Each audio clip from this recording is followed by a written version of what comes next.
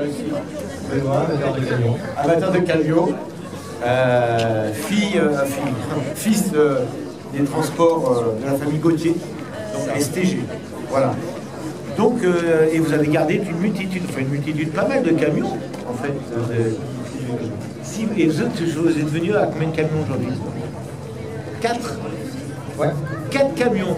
Ils ont 6 camions, les anciens transports STG. Vous connaissez tous le transport STG parce que c'est immense comme entreprise, hein, c'est international.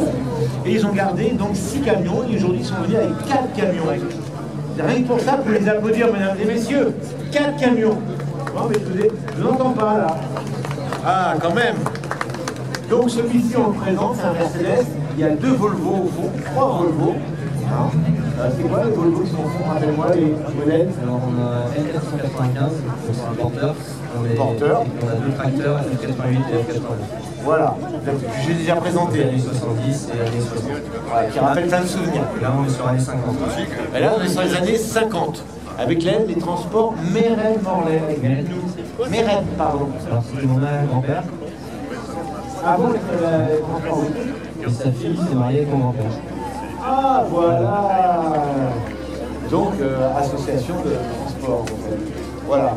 Et donc ça, c'est... comme ça à l'époque. Oui, c'est vrai. C'est comme ça. Même aujourd'hui encore? Non. Donc, Mérède, c'était Morlaix. D'accord, donc c'est lié quelque part. C'était une quarantaine pour ceux qui connaissent. Quarantaine. Oui, je connais, moi. Quarantaine. Donc, ce camion Mercedes date des années 50. Il est magnifique. Pardon, monsieur. 59. Il est de 59. Il avait été acheté neuf par mon arrière-grand-père en 59. C'était son premier camion, non? Non. L'entreprise a été créée en 35. En 1935, avant la guerre. Waouh, ça remonte quand même. Hein. Je pense que chez vous, il y a un dossier de photos, c'est incroyable. Je pense que ouais, ça doit être génial. Donc celui-ci il a été acheté en 1959. Les Mercedes avaient été les camions les moins chers. Les même à l'époque, je pense qu'ils ne s'étaient pas donnés. Mais les plus fiables. Peut-être pas les plus chers, mais c'est vrai qu'il est les plus fiables. On est sur un moteur 6 cylindres là-dessus, diesel. Hein, je ne sais pas si on peut le voir en partie. On va regarder ce moteur Mercedes diesel 6 cylindres. Voilà, on est côté pompe injection. La pompe qu'on voit très bien ici.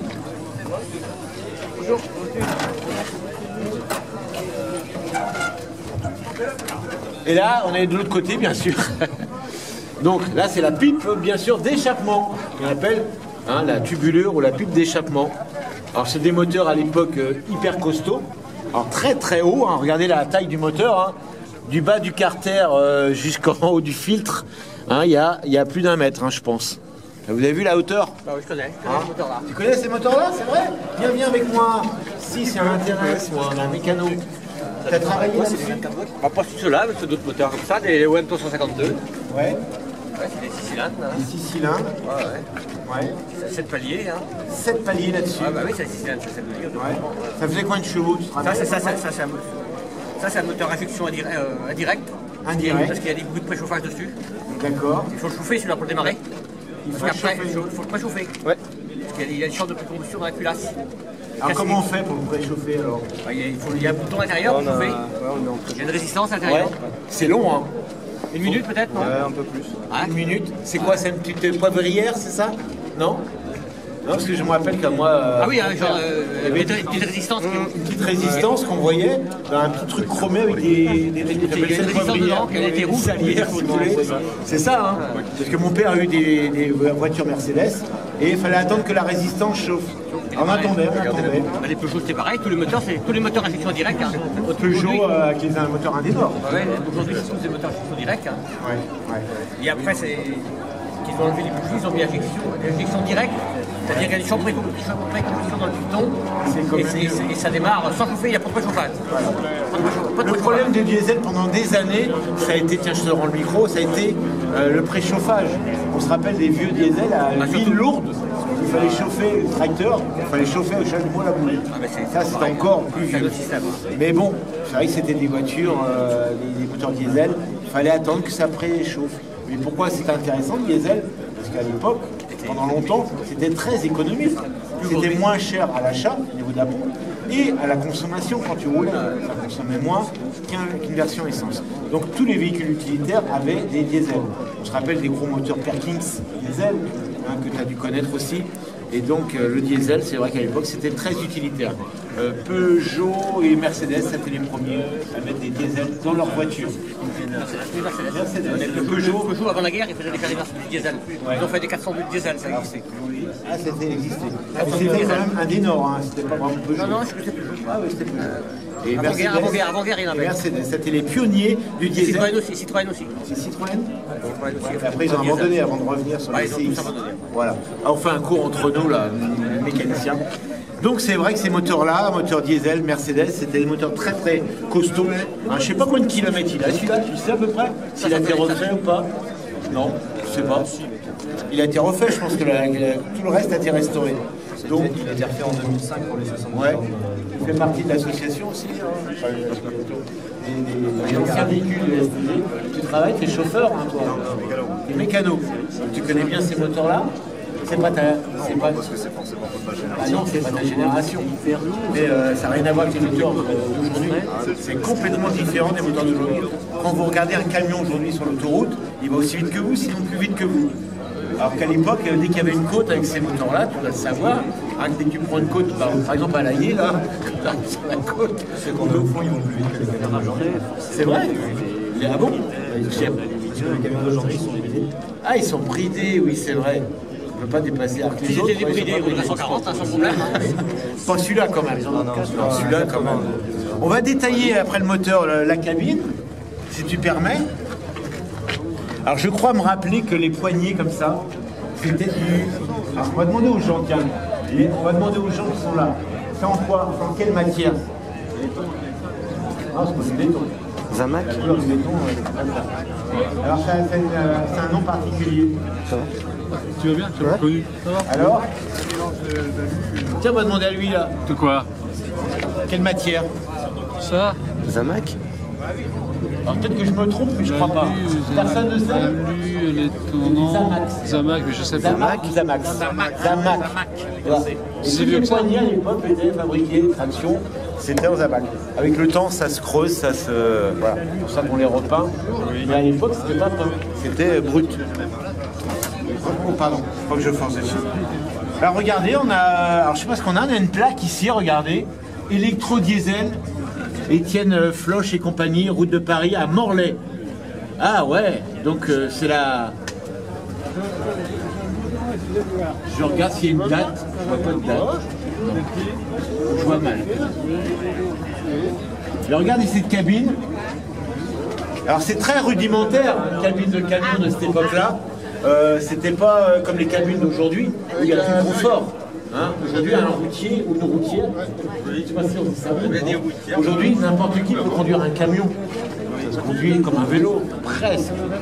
Alors qu'à l'époque, c'était quand même physique. Enfin, je pense, j'ai jamais conduit ça. J'ai le permis poids lourd, mais j'ai jamais conduit ça. C'est quand même physique. Il n'y a pas de direction assistée. C'est très démultiplié, je pense. Ça doit flotter pas mal, je pense. Il faut anticiper. Je peux monter à bord? Je monte à bord. Salut, ça va? Le siège est pas réglable, fallait installé. Je suis installé, mesdames et messieurs, dans mon camion de 1959. Donc je me remémore l'époque des routiers de cette époque-là. Est-ce que quelqu'un a été chauffeur routier? Qui c'est qui a été chauffeur routier? Pour ceux qui m'entendent, personne? Personne n'a fait ce beau métier de chauffeur routier? Non? Personne? Si, il y en a qui? Le monsieur là, mais il est timide. Qui c'est qui a fait chauffeur routier dans les années 60? Parce que là, c'était une autre époque. On conduisait des camions. Le chauffage, je ne sais même pas s'il y en avait un. Est-ce qu'il y avait un chauffage à l'époque sur ces camions? Oui. Je crois pas. Il y avait, mais ça chauffait pas beaucoup, je peux vous le dire. Ça chauffait pas beaucoup. J'ai fait mon service militaire à Berlin avec ces camions-là. Ah bah viens à côté de moi. Ah bah non, oui, bah. Non bah viens toi. Oui. On peut se mettre à 3. Allez venez. Je sens que je vais être long aujourd'hui. Regardez, on est en 1959. Je viens d'acheter mon premier camion et je commence à faire du transport de marchandises. Merci. J'en ai des vieux camions aussi. On ne s'oublie pas. Allez, tu montes d'abord. Alors tu as conduit ce genre de véhicule quand tu étais à l'armée? Oui, à Berlin-Ouest. À Berlin-Ouest. On avait ces véhicules-là. Berlin-Ouest. Parce que les forces françaises étaient sur place. Alors, tu recommences tout ce que tu as dit? J'ai fait mon service militaire à Berlin-Ouest et donc nous avions ce type de camion encore en usage, donc de 85 à fin 87. Dans mes souvenirs, quand ils étaient très froids, 1985 jusqu'à fin 87, vous avez encore? Oui, bien sûr, parce qu'en fait on ne roulait pas beaucoup. Donc du coup, Ils étaient très peu kilométrés. oui, c'était 40 à 50 000 km. Oh la vache. Les seuls contre-trajets qu'il y avait, c'était une fois par an, on partait effectivement en manœuvre. En manœuvre. J'allais dire la petite Sibérie, mais non, c'est en Bavière. Mais voilà, donc, par contre, dans mon souvenir, effectivement, il y avait pas de. Il fallait faire le double pédalage pour changer les rapports. À les vitesses, pas synchronisé. Pas synchronisé. Donc le double débrayage. C'est ça, pas de direction assistée, bien sûr. Pas de direction assistée, avec un grand volant, très démultiplié, donc pas très précis, mais très physique. Exactement. Imaginez, hein, faire des manœuvres avec un grand camion comme ça, c'était pas évident. Et puis à trois dans les cabines à se réchauffer. Et encore nous, on avait la chance d'être dans les cabines, contrairement aux collègues qui étaient à l'arrière, sur les bancs, bâche ouverte, parce que pour la sécurité, il fallait que ce soit ouvert. C'est vrai qu'à l'époque, le chauffeur routier, c'était pas évident. C'était pas évident parce qu'on n'avait aucun confort. Et la poivrière que j'appelle la poivrière, c'est la résistance. On voit la résistance et le petit bouton là-bas, c'était pour passer en plein phare. En plein phare, j'ai connu ça sur certaines voitures. Code phare, ici, regardez, le bout de mon pied. Je dis ça pour le caméraman, ici. Le code phare, voilà. Le grand frein à main, un grand machin, disons, waouh! Type parapluie, comme on disait à l'époque, hein, parce que ça ressemblait à une poignée de parapluie.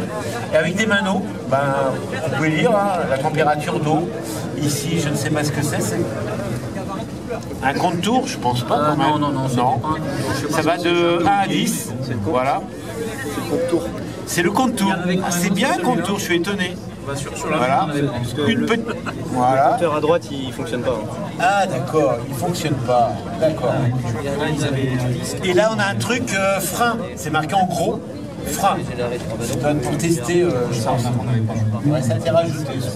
Ça aussi, hein, ça a été rajouté, c'est obligatoire. Ça, c'est parce que c'était. Enfin, pour les disques, hein, c'était C'est obligatoire. obligatoire, ce que je disais. Ça a été rajouté après. C'est pas d'époque. Ça a été Ça aussi rajouté pour après. les freins, je pense que c'est. C'est le voyant frein Ouais. pour qu'il monte en air. Ah ouais, pour la pression, oui. Les freins. Ils étaient en propulsion. Juste en propulsion. Mais il y en a quelques-uns qui étaient en 4 motrices, alors pas beaucoup, mais quelques-uns. Ah, 4 motrices. Ouais, c'était des monstres, c'était très haut, c'était impressionnant comme camion. Alors très haut sur patte, Oui. et du coup encore plus lent parce que Oui, c'était pas. quand on a un Alors, frein supplémentaire motrice, donc on perd de la puissance. hein. Conduire ça en ville, c'était un peu la galère. Je suis étonné parce que le confort, enfin je n'ai pas conduit avec, hein, mais relativement acceptable on va dire. Hein, relativement acceptable. Bien sûr, une vision pas trop mauvaise. Et je pense que j'aimerais faire un tour dans ce camion, moi. Ça me plairait beaucoup. Hein. Vous allez sur des expos assez loin avec ou vous restez dans le coin? Non, on reste plutôt dans le coin. Ouais. Le Mans classique, tout ça, non, vous avez, non, jamais. Non, bah nous c'est pas le Mans classique, c'est plus 24 heures du Mans camion. Les 24 heures du Mans camion, bah oui, je suis bête. On les a pas encore fait. Ouais, Ça viendra. ça viendra, j'espère. Bon. Merci à toi. C'est quoi ton prénom? Nicolas. Nicolas, qui a connu, on a trouvé quelqu'un qui a conduit ces camions-là dans les années 80.